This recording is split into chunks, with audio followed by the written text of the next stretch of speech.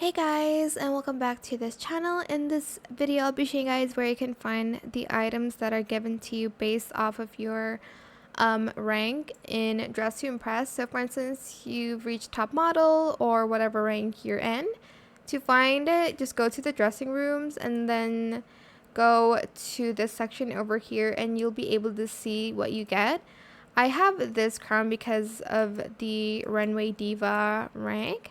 There's two options that you can use here. Super pretty, and you can even color them to your liking as well. And you'll be able to see what other people get here. So I got this one as a Runway Diva. I really want this robe from Top Model, which is soon. And there's more rewards that are coming soon, but you'll get this one as a Supernova. And yeah, the highest rank is Fashion Goddess. And that is it for this video. I hope it was helpful for you guys. Don't forget to like, comment, share, and also subscribe to this channel if you haven't done that already. If you have any more questions about this video, just leave it in the comment section down below. I will try my best to answer them all for you guys. And if you found this video helpful, please click the thanks button as well.